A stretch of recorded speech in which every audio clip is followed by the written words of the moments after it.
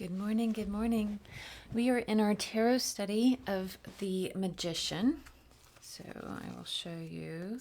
Here's the original Rider-Waite, and then we'll go through the cards. I honestly, it's been a couple days, and I can't remember if I pulled this one out before the last video or not. But this one is, I know we've done this one a few times. This is the Tarot of Mystical Moments. This is the Good Tarot. This is the Star Tarot. I want the Thoth Tarot, by the way. I don't know why I'm telling you that, but because I expect it to be in my mailbox. This is I love this deck, the Tarot of the Abyss. This is the Wildwood Tarot. They call their magician the Shaman. And then this is the new one for today, I think, hopefully. This is the one, this is the Tarot of the Divine, or the Divine Tarot. Let me see. Tarot of the Divine. So that's her. This deck, I keep going back and forth. There's some cards that I like. This, I do like the feel of it. It's fun. It's a little,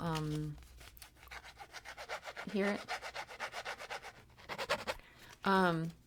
So that it's, so it feels fun, like linen-y, and, and there are some cards that like really, but then sometimes it has like, just like a Disney vibe, which isn't a bad thing, I guess. But, I don't know. But I'm trying to get past that part of it. Like, like, I don't know. I like the little mice. And so, okay. So we've got the mice, we got the pumpkins, and she's creating, it's like, she's doing like she's like she looks like a mix between Cinderella and, the fairy godmother, right? Somewhere in between the two. And she's creating, maybe because she's creating her own magic. She doesn't need a fairy godmother. She's the magician, right? Maybe that's the point of that. And then she's got a moon on one earring, and then it's either the sun or the star in the other. So yeah, there we go. All right, let's get to reading. Oh, and let me show you. So we'll do... And please excuse the overdoing of the cupping. So we're going to read from Tarot as a Way of Life. So we have the Divine Tarot, or Tarot of the Divine, and Tarot as a Way of Life for our little learning today. All right. The Magician, card 1. When the impulse of the Fool makes itself felt, there is a desire to do something about it and to give it direction. You feel that you must take action. Often you long to tackle all sorts of things. You set your goals according to what is welling out of you, and may have found new interest. I don't know why that sentence was hard to say. You set to work. Thus, the Magician indicates making an active start and doing something. However, this card, this start is still so embryonic that all possible activities fall within its ambit. It will not necessarily be visible to the outside world. Thus, the Magician can be silently ferreting things out and laying plans. His brain is working at top speed, but others do not yet see anything to show for it. In general, he can also engage in research purely for its own sake. He is inquisitive and wants to understand the world and life. If evidence is needed for the statement, only has to look at his table.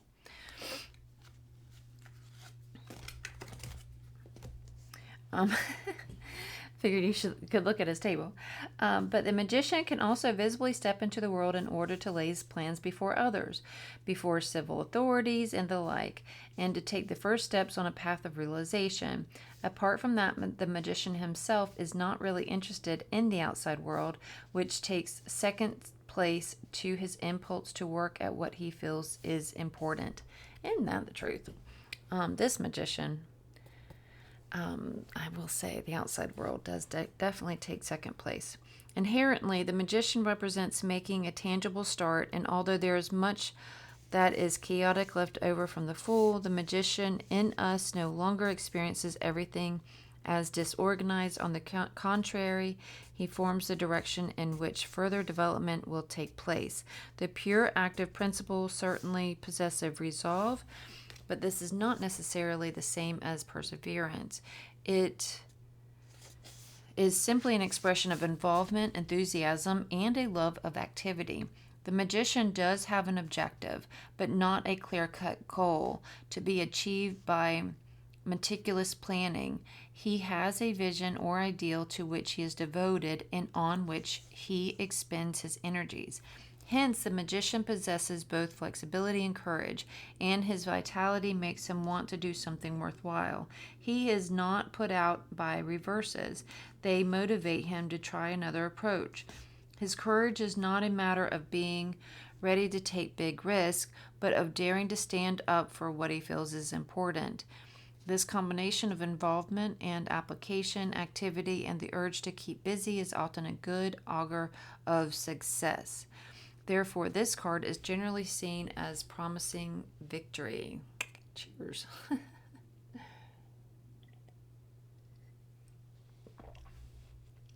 All right. If you dwell too long at the stage of the magician, the danger is that you will become too active and engage in an activity for activity's sake. Your aims and inner motivation gradually disappear, and what remains is an individual who is in a constant mad rush and who behaves toward others like a slave driver. His motivating power degenerates into harrying and restlessness. His enthusiasm becomes coercive behavior. The natural freshness and cheerfulness of this card are gone, and what is left is a nagger. As long as this state of affair lasts, setbacks are bound to happen, and you will blame others and waste a lot of energy disparaging them, working against them, and mistreating them, whereas the true magician has an aim or ideal with which he can wholeheartedly identify. The false magician makes a goal out of himself and manipulates others or forces them to identify with him. The consequence is a negative, egocentric attitude, which others can find intimidating. For what remains is a strong yang function, action. Sometimes the negative magician overdoes things because he doubts his own sense of purpose. In other words, he overcompensates in order to hide his blockages and aimlessness from himself. He gives the impression of being very frantic, whereas a true magician seems bubbly and flexible. The latter lives in optimistic belief that everything is going according to plan and that he is able to take an active part in it. At the same time, the magician belongs to the world of pure deed and pure action, the undiluted yang principle. I will say, I'd love to hear your thoughts on where you feel like you fit in that scenario. Like, so say if you've got like very much agree, totally disagree, you know, those bars, where you fit on that line of the magician who is goes like overdoes things all the way because he doubts his sense of purpose. We're not going to go to the whole like we're not bossing people around and being an asshole. We're just being we're not doing that on our timeline. I don't know why.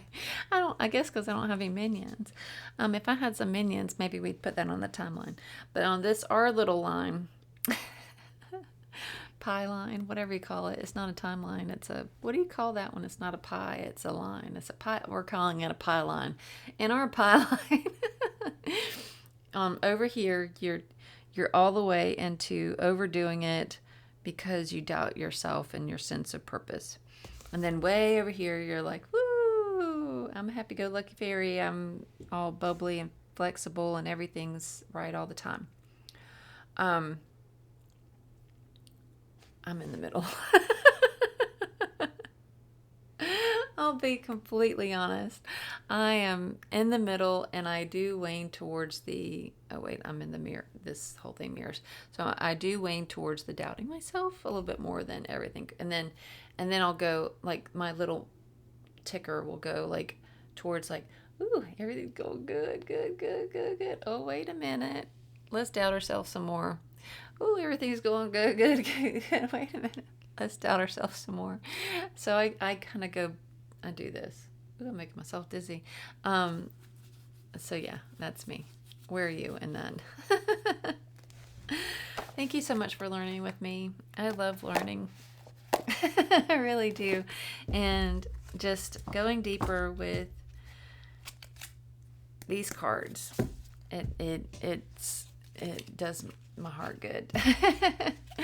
It really does. And we're also learning about crystals a little bit each day, just a little nugget each day on that, which is exactly what we need since we're doing a little bit bigger of a nugget on this. So, and then we do a little bit of a reading each day too. So it's a lot. It feels like a lot, but it's good. It's heartwarming. It's like, yeah, it's good. It does my heart good. All right. Much love. See you tomorrow.